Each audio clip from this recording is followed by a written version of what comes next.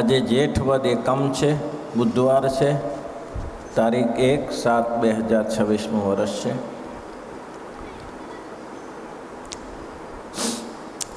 આગળ કહી દીધું, નાનું મોટું વચન લોપાશે એની કોઈ ચિંતા નથી. એ તો ભગવાનની પ્રાર્થનાએ કરીને પણ એ ભગવાન પાછા એવા ઘણા દૃષ્ટાંતો છે કે જે મહારાજની નાની મોટી આજ્ઞા લોપાણી હતી અને મહારાજ પોતાના ભગવાનના ધામમાં કર્યા ગયા છે. મેં 2 દિવસ પહેલાં જ વાત કરી હતી કે મુરજીભાઈ લીંબલીના હતા. તેમને મહારાજે કહ્યું કે મારે લગ્ન કરવો નથી. મહારાજ કે તમે લગ્ન કરીને ભજન કરો, અમે રાજી છીએ. તેમ છતાં માન્યા નહીં. પછી 2 વાર પરણ્યા. તો 2 વાર પરણ્યા તો એ મહારાજે કંઈ એને એવું કીધું નહીં, વચન હતું છતાં કીધું નહીં, કંઈ નહીં, રમત કરી, આ કરી તે કરી, પણ મહારાજે પોતાના શરણમાં રાખ્યા. ઝીંઝાવદરના રામબાઈ એ અણિશુદ્ધ વચન પાડ્યું. એને નિષ્કામ વ્રત પાડવું હતું અને મહારાજે કહ્યું, અને તે તરત અલિયા ખાચરે કહ્યું કે તમે નિષ્કામ વ્રત આ કડી જોગમાં રહેવાય નહીં. ત્યારે એને કહ્યું કે બાપુ તમે પરણ્યા છો? તો કે ના, હું તો બ્રહ્મચારી છું. તો તમે બ્રહ્મચારી છો ને બીજાને શા માટે ગ્રસ્તમાં નાખવા ઈચ્છો છો? મને રહેવા દો ને મારી રીતે, હું બ્રહ્મચારી રહીશ. કીધું આ કળીયુગમાં રહેવાય નહીં. પછી બહુ લવાજડી થઈ એટલે પછી એમને કહ્યું કે મહારાજને પૂછાવીએ. શ્રીજી મહારાજને કાગળ લખ્યો. મહારાજને કહ્યું કે મહારાજ, રામબાઈને લગ્ન કરવા કે ના કરવા? શ્રીજી મહારાજે જવાબ આપ્યો કે રામબાઈને લગ્ન કરીને પ્રભુ ભજવા, ભગવાન ભજવા લગ્ન કરીને. કથા પ્રસિદ્ધ છે. રામબાઈએ લગ્ન થયા, મુહૂર્ત્યો નક્કી થયો, લગ્ન થયા, બધું જ્યારે પુરુષ સાતઘરનું કરવાનું થયું ત્યારે જે કંઈ ભેટ લગે 4 ફેરા પૂરા થઈ ગયા. પછી જે કંઈ ભેટ આપી તે ભેટની સાથે જ પોતાના હાથ પગના કાનના દાગીના ઉતારીને પોતાના પતિના ચરણમાં મૂકીને કહ્યું, લે ભાઈ, આજથી તું મારો ભાઈ ને હું તારી બેન. આવું કરી શક્યા, પણ મહારાજનું વચન લોપ્યું નહીં. તો મહારાજ રાજી થયા. વચન એવું નથી કે તમે વચન લોપો ગમે તેમ કરીને, ના. કોઈ 68 વચન લોપાઈ જતું હોય તો મહારાજ કે ક્ષમા કરીશ, પણ આ વાતમાં તો કોઈ મહારાજને અવતારના અવતારી જાણવા અને બીજા અવતાર જેવા ના જાણવા. રામકૃષ્ણાદિક જે અવતારો છે તે ત્યારે ભક્તજનો માટેને મહારાજે કેટલા વચનો કહ્યા છે. શ્રીજી મહારાજ કહે છે કે જેમ રામના ઉપાસકો હોય તેને રામાયણથી પુષ્ટિ થાય, કૃષ્ણના ઉપાસકો હોય શ્રીમદ ભાગવત ભગવદ્ ગીતાથી પુષ્ટિ થાય, અને આપણા જે ભગવાનના આશ્રિત હોય તો આપણા શાસ્ત્રથી પુષ્ટિ થાય. અને એટલા જ માટે મુક્તાનંદ સ્વામીને કહ્યું કે જ્યાં સુધી સ્વામી તમારું દેહ રહે ત્યાં સુધી તમે મારા ચરિત્ર લખતા રહો. શા માટે કહ્યું છે? તો બસ આમાં સ્પષ્ટ જણાવ્યું છે ને. શું કહ્યું? પોતાને જો ભગવાન પોતાના સાક્ષાત મળ્યું છે, ભગવાનનું સ્વરૂપ તેને સદા દિવ્ય સાકાર મૂર્તિને અવતારનું અવતારી જાણીને જાણવું. પોતાનું દિવ્ય સાક્ષાત જે મળ્યું છે તેને અવતારનું અવતારી જાણવું અને સદા સાકાર સ્વરૂપ જાણીને એની ઉપાસના કરવી અને નિર્કારને જાણે. બીજા અવતાર જેવા જાણે તો તેનો દ્રોહ કર્યો કહેવાય. ભગવાનના આશ્રિત થયા છીએ અને બીજા અવતારોની હારે જો આપણે પુરુષોત્તમ નારાયણને ગણીશું તેનો દ્રોહ છે. એનું દ્રષ્ટાંત અર્જુનને આપ્યું. મહાભારતની યુદ્ધની લડાઈ થઈ, દુનિયા આખી જાણે છે. 1000 લાખોનું કતલેઆમ થયું. યુદ્ધ નહોતું કરવું અર્જુનને, પણ ભગવાન સ્વરૂપનું બળ હતું. યુદ્ધ નહોતું કરવું. નિષ્ઠા એટલે નિષ્ઠા. ભગવાન બેઠા છે પહેલેથી જ. જ્યારે ભગવાનની યુદ્ધનું, જ્યારે મહાભારતના યુદ્ધનું મંડાણ થયું, નક્કી થયું, ત્યારે દુર્યોધન પણ પ્રભુ પાસે ગયા અને અર્જુન પણ ભગવાનની પાસે મથુરા ગયા. મથુરા શું ચાલો દ્વારકા ગયા અને બંને જણા બેઠા. દુર્યોધન માથા પાસે બેઠો, અર્જુન છે એ પગને ચરણ પાસે બેઠો. મૂર્ખ માણસની આ જ નિશાની એ માથા ઉપર ચડી બેસે, પણ ક્યારે ચરણરજનો આશ્રય ન કરે, ચરણરજનો આશ્રય ન કરે. ચરણારવિંદનો જો આશ્રય કરે તો સુખી થાય. અર્જુન ચરણારવિંદ પાસે બેઠો. ભગવાન ઊભા થયા, જોયું, ઓહો અર્જુન તમે આવ્યા છો? તો કે હા. દુર્યોધન કે હું આવ્યો છું મહારાજ. અચ્છા, તે કેમ આવવાનું થયું? મહારાજ, હવે દૂધનું ઠહેર્યું જ છે, તો જુદું તો થશે જ. અચ્છા, અમે મદદ માટે આવ્યા છીએ. ઓહો, મારી પાસે શું મદદ માગશો તમે? બસ મહારાજ, આપની જે સેના છે તે બધું જો, 2 વસ્તુ છે. અહીંથી જ ખબર પડી જાય કે ભગવાન સ્વરૂપની નિષ્ઠા કેટલી છે. 2 વસ્તુ છે મારી પાસે. એક હું નિયત થો એકલો જ છું, અને બીજી મારું 7 અક્ષોણી સૈન્ય છે. તમારે જે જોતું હોય તે. ત્યારે દુર્યોધને કહ્યું, પ્રભુ હું પહેલો. તો કે ના, તમે પહેલાં આવ્યા છો, પણ મારી નજર પહેલી અર્જુન ઉપર પડી છે, એટલે મારે પહેલે અર્જુનને માગવાનું કહેવાનું. એટલે અર્જુન તું માગી લે. અર્જુન કે મહારાજ, મારે 7 અક્ષોણી સેનાને શું કરવું છે? મારે તમારી જરૂર છે, અહીંથી જરૂર છે, બીજા ઉપકરણોની જરૂર નથી. પુરુષોત્તમ નારાયણની અપેક્ષા રાખો. એક ભગવાન હશે તો બધું થશે. બાજરીનો કે ઘઉંનો લોટ હશે તો બધું થશે, પૂરીએ થશે, અને તાર શક્કરપારા થશે, બધું થશે. લોટની જરૂર છે, મૂળ વસ્તુની જરૂર છે. ભગવાનને કહ્યું, મારે એને શું કરવાનું છે? 7 અક્ષોણી સેનાની મારે કોઈ જરૂર નથી. હા, મારે એની કોઈ જરૂર, મારે તો તમારી જરૂર છે. મારે કે બસ, તો બોલો હવે દુર્યોધન તમે, તો પછી હું દુર્યોધન તરત બોલ્યો, તો પછી અનુજનું વચન હું લોપતો નથી, એટલે મને 7 અક્ષોણી સેના આપી દો. એ સેના લઈને જીઓ શકુનીને કહ્યું કે મૂર્ખ રહ્યો હો અર્જુન. કે કેમ? તો કે 7 અક્ષોણી સેનાના મારે જુદું થવાનું છે. કૃષ્ણને માગી લીધા, અને મેં બહાદુરી વાપરીને 7 અક્ષોણી સેના માગી લીધી. અરે શકુની ગે, એમાં જ ઘવાયો જ છો. ત્યારે તું મૂર્ખ સમજતો નથી કૃષ્ણના લીલાને. કૃષ્ણની આંટી ઘૂંટીને તું સમજતો નથી, તે મોટી ભૂલ કરી છે. હા, તો કૃષ્ણને છોડીને જો સેના લઈને આવ્યો. નિષ્ઠા અહીંયા બતાવે છે. તમને પ્રભુ જોઈએ છીએ કે તમારે એક સામાન્ય માધવદાસના ગ્રંથમાં લખ્યું છે, અને માધવદાસને નિશ્ચય મોટો. માધવદાસે કરી વાત મોટી, માનો મુક્તાનંદ નથી ખોટી. સમાધિ તો છે સોયલી, સમાધિ સાચી છે. માધવદાસના ગ્રંથમાં પોતે લખ્યું છે કે એક દિવસ એવો પ્રસંગ આવ્યો. મહારાજ વેલાલમાં બેઠા હતા, અને વેલાલમાં બેઠા હતા, અને ઘણા લગભગ 60 સંતો હતા. એમાં મહારાજે 2-3 ચરિત્ર એવા કર્યા. એક તો મહારાજે એવું કહ્યું, જુઓ સંતો સાંભળો, અમે અહીંયા બેઠા છીએ, આ મુક્તાનંદ સ્વામી બેઠા છે. આજથી દરેકને આજ્ઞા છે, આજથી દરેકને આજ્ઞા છે કે તમને અમારું ધ્યાન ના કરવું, પણ મુક્તાનંદ સ્વામીનું ધ્યાન કરવું. અને જે અમારું ધ્યાન કરે તે વિમુખ, અમારું ધ્યાન કરે તે વિમુખ. બોલો, જેને અમારું ધ્યાન ના કરવું હોય અને મુક્તાનંદ સ્વામીનું ધ્યાન કરવું હોય, તે સભામાં બેઠો, અને જેને અમારું ધ્યાન કરવું હોય તે સામે વડે જેને બધા બેસો એટલાને વિમુખ ગણીએ. એટલા વિમુખ, અને આ બેઠા એ સન્મુખ. આમાં વિમુખ તો વિમુખ. બધા સાધુ એક એક કરીને મુક્તાનંદ સ્વામી એકલા બેઠા રહ્યા. બધા એક સાધુ કરીને વડ નીચે જઈને બેઠા. બધા વડ નીચે જઈને બેઠા. મહારાજે મુક્તાનંદ સ્વામીને કહ્યું, સ્વામી ભારે થઈ, શું આ લોકોએ કોઈ અમારું વચન માન્યું નહીં? બધા બેઠા વડ નીચે જઈને. એક સાધુ હિન્દુસ્તાની હતો, ત્યારે એને કહ્યું,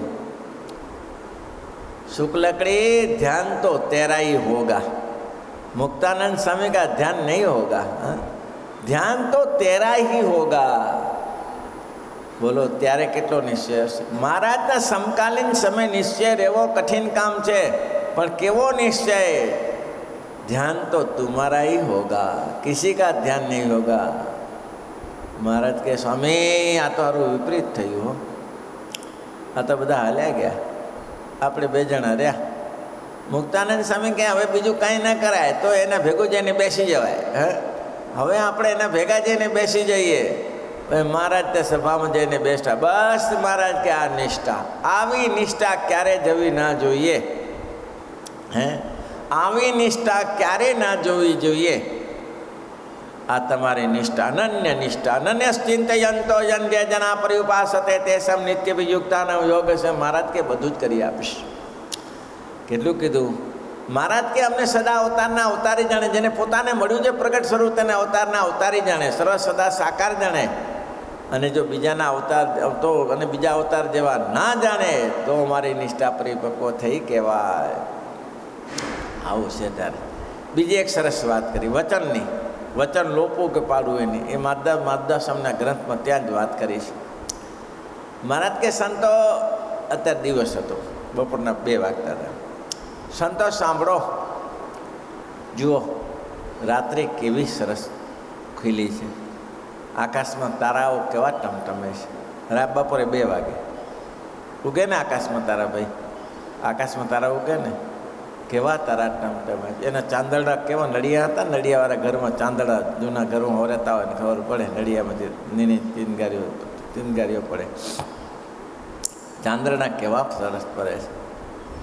મહારાજ કે સાચી વાત છે ને સંતો વાત સાચી છે ને, કોઈ બોલ્યું નહીં. હવે આ બપોરના દિવસ છે 2 વાગે ને રાત્રિના 2 વાગ્યા કહેતા હોત કોણ બોલે? કોઈ બોલ્યું નહીં. વચનની આ ખટક જરૂર પડે ત્યારે તો તેમાં કદાચ કેમ કહેતા હશે, કોઈ આગુ પાછું કહેતા હશે કે આ દિવસ છે તમે 12 વાગે કહો છો એને કાઢી મૂક્યા મહારાજે? ના, મહારાજે કાઢી ના મૂક્યા. મહારાજ કે હજી ટાઈમ આપું છું. એ સામે વડનું વૃક્ષ છે ત્યાં બધા જાઓ, નક્કી કરીને આવો કે આ રાત્રિના 2 વાગે છે અને ચંદ્રના કિરણો નીચે પડે છે. આવું નક્કી કરીને આવજો. અને જો આવું નક્કી ના થાય તો ઘર ભેગા ચાલે 50, 60, 70 સંતો ઘર ભેગા ચાલે જાય, અહીં કોઈ જરૂર નથી. બધા સંતો ભેગા થયા. સંતો બપોરના 12 વાગે છે કે રાત્રિના 12? સંતોએ બધા નક્કી કર્યું ભાઈ જુઓ દિવસના જ 2 વાગે છે, રાત્રિના 2 વાગતા નથી. પણ એ તો પુરુષોત્તમ નામની આજ્ઞામાં રાત્રિને દિવસ કર્યા કોને? રાત્રિને દિવસ કોને કર્યા? તો કે આપણા ઈષ્ટદેવ સ્વામિનારાયણ ભગવાને. તો એ કહેતા હોય કે રાત્રિના 12 તો આપણે સહી રાત્રિના 12, અને એ કહેતા હોય દિવસના 12 તો આપણે દિવસના 12. એ જેમ કહે તેમ આપણે માનવાનું, એના વતનમાં સુખ છે. એ એમ કહેતા હોય કે રાત્રિના 12 છે તો રાત્રિના 2 વચ્ચે રાત્રિના જ 2 વાગે છે, દિવસના 2 શુક્રા વાગે. ત્યારે સંતો મહારાજની પાસે, મહારાજ કે નક્કી કરીને આવ્યા કે શું કરીને આવ્યા? મહારાજ પાકું નક્કી એટલે લાકડા જેવું કરીને આવ્યા. મહારાજ કે શું કરી આવ્યા? મહારાજ જુઓ ને કેવા ચંદ્રના ચાંદડા પડે છે અને કેવો ચંદ્ર ખીલ્યો છે. મહારાજ કે એમ? તો કે હા. મહારાજ કે ઉપરથી કે અંદરથી? અરે ઉપરથી તો દિવસના જ 12 વાગે ને, 2 જ વાગે ને, રાત્રિના 2 ક્યાંથી વાગે? અંદરથી નક્કી કરીને આવ્યા છીએ કે રાત્રે દિવસના બનાવનારા મારા પ્રભુ છે. બસ મહારાજ કે આ જ કરાય. બાહ્ય વસ્તુ સાચી નથી, પણ અંતઃકરણમાં નિશ્ચય કરેલી વસ્તુ સાચી છે. આવો પરિપક્વ નિશ્ચય રાખવાનો. ભગવાન કહે છે એમ જ હોય. મારા પ્રભુ કહેતા હોય જો સર્વોપરી મનાય તો બધું જ થાય. દાદા ખતરને મટકીમાં કોળું નાખવાનું કહ્યું તો કે પડી જ જાય, મારી ભૂલ હોય. આ દિવસના જે 12 દેખાય છે, 2 દેખાય છે, આપણી ભૂલ છે. મહારાજ કહે છે સાચું જ હોય. અને શ્રીજી મહારાજ કહે તો 100ના કાણામાંથી હાથી નીકળી જાય, શું ના નીકળે? ભગવાન ધારે તો શું ના નીકળે? ભૂલ આપણી છે. આવો નિશ્ચય. નિશ્ચયની નોબત રે કે વાલમ વાગી છે, નિશ્ચયની નોબત રે કે વાલમ. તમ સારું જગની રે કે લજા ત્યાગી છે, તમ સારું જગની રે કે લજા ત્યાગી છે. નિશ્ચયની નોબત વાગી છે. આજ પુરુષોત્તમ નારાયણ છે. તમ સારું જગતની લજા છોડવી પડે છોડી, તમારા કારણે લજા છોડવી પડે તો છોડી, પણ નિશ્ચય તો એક પુરુષોત્તમ નારાયણનો. સાણંદની બજારમાં નીકળ્યા, આણંદની બજારમાં, અને ઘૂમટા કઢાવ્યા સુરા ખતરને, જોબન પગીને તખો પગીને. હવે આ કઈ શું સહેલી વાત હતી? જેને ગામને 2-2, 4-4 વાર લૂંટ્યું હોય એવા જોબન વળતાલો, પણ મહારાજની આજ્ઞા એ આજ્ઞા. આજ્ઞા ઈ આજ્ઞા. સંતોને ઘૂમટા કઢાવીને ચલા, કાદવ માટી લોહી લહણ બધા ગંદકી ઉપર નાખી, પણ એક શબ્દ ના બોલે. મારા પ્રભુની ઈષ્ટની ઈચ્છા આજ્ઞા, એ આજ્ઞામાં રહેવું. મહારાજ કે આનું નામ નિશ્ચય છે, અને આ મૂર્તિનો દ્રઢ નિશ્ચય. મહારાજ કે અર્જુનને સ્વરૂપ નિષ્ઠા બળવા નથી, યુધિષ્ઠિરને ધર્મનિષ્ઠા બળવા નથી. અર્જુનને સ્વરૂપ નિષ્ઠા બળવા નથી. આ વચનામૃત તો ઘોડીને પી જવું ભક્તજનો, એવું સુંદર વચનામૃત છે ને, કંઠસ્થ કરી લેવું. અને દરરોજ વાગોડું કે આ નહીં મળે, આ વચનામૃત અમૃત નહીં મળે. આ તો ભાઈ મળ્યું છે ભગવાનની કૃપાએથી, મોટા સંતોએ મહારાજે દયા કરી ત્યારે આ મળ્યું છે. મહારાજની શ્રીમુખની વાણી છે. અને મહારાજ કહે છે, સર્વધર્માન પરિત્યજ્ય મામેકમ શરણમ વ્રજ અહમ ત્વમ સર્વ પાપેભ્ય મોક્ષાવિષ્યામિ મા શુચો. અર્જુનને શંકા કુશંકા થાય, ભગવાનના ભક્તને શંકા કુશંકા થાય, પણ નિષ્ઠા દરૂપ હતી. મહારાજ કહેશે એમાં થશે, નહીં તો સામે દાદા, ગુરુ, કૃપાચાર્ય, વ્યાસગુરુ બધા સામે હતા, બધા કાકા ભાઈઓ બધા સામે હતા. એકવાર અર્જુને કહ્યું, મહારાજ આને મારીને રાજ કરવાનું. મહારાજ કે મરેલા જ છે, અધર્મનો પક્ષ લઈ મરેલા જ છે. જે અધર્મનો પક્ષ રાખે ને એ મરેલા જ છે. અને તમે જોતા હશો, રાવણને સામે યુદ્ધ થયું, રાવણને સામે, તો એ યુદ્ધ 2 થી 4 દિવસમાં પૂરું થઈ ગયું. મહાભારતનું યુદ્ધ થયું તો 18 દિવસમાં પૂરું થઈ ગયું. પણ તકલીફ ત્યાં હતી, ધર્મવાળા જ્યારે અધર્મીઓની સાથે ભરી જાય ત્યારે મોટો ઉપદ્રવ થાય. તું ધ્યાન રાખજો. ધર્મવાળા જ્યારે અધર્મની, ધર્મીની સાથે યુદ્ધ કરવું એ મહાયુદ્ધ છે. યુધિષ્ઠિર આપણે શું, આપણે જો ભીષ્મ પિતા ધર્મવાળા નહોતા, હવે એણે અધર્મની સાથે યુદ્ધ કર્યું. ધર્મવાળા જ્યારે અધર્મીની સાથે ભળીને યુદ્ધ થાય છે ને, એ મહાયુદ્ધ છે. અને એના સમાન કોઈ પાપ નથી. તો દ્રોણાચાર્ય અને કૃપાચાર્ય ભગવાનના ભક્ત નહોતા? કૃષ્ણને જાણતા નહોતા? કૃષ્ણને સારી રીતે જાણતા હતા, છતાં કૃષ્ણને સામે યુદ્ધ કર્યું. આનો સમાન મૂર્ખ કહે. એટલે કે તમે અધર્મીઓનો તો પહોંચી વળશો. કેટલા દિવસનું યુદ્ધ ચાલ્યું? દાદા ભીષ્મએ 10 દિવસ સુધી જંગ ખેડ્યો. અને 10મે દિવસે જ્યારે સિંહ હાથી નીચે પડે તેમ નીચે પડ્યા, ત્યારે કહ્યું કે હવે આ બંધ કરવું જરૂરી છે. એટલે આ 10 દિવસ કાઢી નાખ્યા ત્યારે શું થયું? 10 દિવસ કાઢી નાખ્યા ત્યારે શું થયું? પછી 4 દિવસ સુધી પહેલાં એ ચલાવ્યું, દ્રોણાચાર્ય ચલાવ્યું તો ખરું જ ને. બધાએ કેટલા દિવસ થયા? હા, આટલું તો આમને આમ ધર્મીમાં ચાલ્યું છે. અને તમે જુઓ, ધર્મવાળા જ્યારે અધર્મનો પક્ષ લે એને ક્યારે ના પહોંચી વળે. ધર્મવાળા જ્યારે શાસ્ત્ર વાંચતા હોય, મનન કરતા હોય, અને જ્યારે અધર્મીનો પક્ષ લે ત્યારે એને કોઈ પહોંચી ના વળાય. કોઈ અધર્મીનો ઉડાડી દેવાય. અધર્મીને ઉડાડતા વાર ના લાગે. પછી શું થયું? કર્ણે ચલાવ્યું. કેટલું ચાલ્યું? 18 દિવસ યુદ્ધ હતું ને, કર્ણે ચલાવ્યું. કેટલું ચલાવ્યું? 3 દિવસને નહીં ચલાવ્યું. કેટલા થયા? 17 દિવસ. 17 થયા ને, બાકી રહ્યા 1 દિવસ. એમાં એક પેલા શું નામ હતું, દ્રુપદ રાજા આપણે અહીંયાના ધોળકાના, એને 1 દિવસ લગામ લીધી. એ અડધો દિવસ જ લાગ્યો. અડધા દિવસમાં એનું પૂરું થઈ ગયું. અધર્મીનું તો વાર ન લાગે. એ ધર્મવાળો પાછો. ત્યારે દુર્યોધનને તો 2 કલાક જ લાગી. અધર્મીની સાથે યુદ્ધ કરવામાં અધર્મીનો નાશ કરતા વાર ન લાગે, પણ ધર્મવાળા જ્યારે યુદ્ધ કરે છે ધર્મીઓની સાથે, ત્યારે તકલીફ છે ને. આજે સંપ્રદાયમાં શું છે કે આપણે જે અસુરો કુસંગીની સામે આપણે લડાઈ લેવી, એને તો વાર ન લાગે, એને ઉડાડી દઈએ. પણ આપણે લડીએ છીએ. આપણે લઈએ છીએ. કૃષ્ણવાળા રામની સાથે લડે, રામ સ્વામિનારાયણની સાથે લડે, શિવવાળા કૃષ્ણની સાથે લડે. એ આપણો આ ધર્મયુદ્ધમાં જ પાછા પડીએ છીએ. ધર્મયુદ્ધમાંથી આગળ નથી આવતા. બાકી અધર્મનો યુદ્ધને નાશ કરતા વાર ન લાગે. ધર્મી લોકો જ્યારે અધર્મીની સાથે ભરી જાય ત્યારે મહાભયંકર યુદ્ધ થાય છે. ધર્મની સાથે સમાધાન કરાય પણ ધર્મની સાથે લડાઈ નહીં, લડવાની જરૂર પડે તો અધર્મીઓની સાથે લડાય. આ મહાવાક્ય છે. હો ભાઈ, સમજાય તો. શા માટે કોની ટીકા નિંદા કરો છો?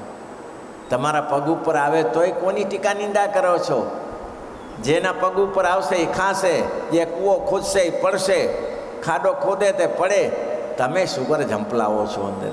તમારે જ્યાં જરૂર છે લેવા દેવા વગરની. બસ આ મૂળ તકલીફ આ છે. લેવા દેવા વગરના ઝંપલાવી દઈએ છીએ. પહેલાંના જેવું. પહેલે કહ્યું કે ભેમજી કોણ છે? ભેમજી ને તો પહેલાં મને બાપુ વજેસિંહ બાપુ આવ્યા ને મોટા ઘોડા ઉપર બેસીને 120 કિલો વજનનો, અને આખી સભા બેઠી હતી. 2-4-5 ગામમાં રોટા ઉપર 25 જણા બેઠા હતા. છે કોણ છે? તો એક ઊભો થયો કે હું ભીમજી છું. એ ખેમજી હતો ખરેખર. હું ખેમજી. પહેલાં ઉતરે ધોઈ નાખ્યો, 6 મહિનાનો ખાટલો આપી દીધો, લેવા દેવા વગરનો. અરે તું ભીમજી નથી, તું ખેમજી છો. તારે ઊભું થવાની તો જરૂર હતું તો મારે જાણવું હતું, લે જાણ. હવે 6 મહિનાનો ખાટલો. આના જેવું છે. અધર્મીઓની સાથે લડાઈ કરવી એ પહોંચી વળીએ, પણ ધર્મવાળાને જાણવા માટે યુદ્ધ કરવું એ ક્યાં પહોંચી વળાય ગયો? ધર્મીની સાથે યુદ્ધ કરીએ એનો અંત ના આવે. આના જેવું છે ત્યારે ભાઈ. એટલે વિચારીને મનન કરો કે ભાઈ સંપ્રદાયમાં એક રહો. સંપ્રદાય ધર્મ તો એક જ છે ને. શ્રીમદ ભાગવતમાં લખ્યું, જન્માદસ્ય જતન્વયાદિ ચારશૈસ્વ વિઘ્ન સ્વરાટ જૈને બ્રહ્મરુદાદિ આદિ કવય ગાયંતિ યસૂરય તેજો વારિમૃદમ જથા વિનિમયો યત્ર તિસર્ગો મૃષા ધામના સૈન નિરાસ્તકવકમ સત્યમ પરમ ધીમયું. સત્ય સ્વરૂપનું સેવન કરું છું. અને સ્વામિનારાયણ ભગવાને એટલા માટે તો મર્યાદા બાંધી. મંદિર સ્વામિનારાયણનું હોય, રામકૃષ્ણની મૂર્તિ હોય, શિવ પાર્વતીજી પધરાવીએ છીએ, આપણે મહાદેવજીની સ્થાપના કરીએ, વિષ્ણુ શિવો ગણપતિ પાર્વતી ત દિવાકર એતા પૂજ્યતયા માન્યા દેવતા પંચમામ કહી. આ બધું શેના માટે મહારાજે કર્યું? રાધાકૃષ્ણની મૂર્તિ શેના માટે? નરનારાયણની મૂર્તિ શેના માટે? તો કે ધર્મીઓ લડશો નહીં, સમાધાન કરી નાખજો.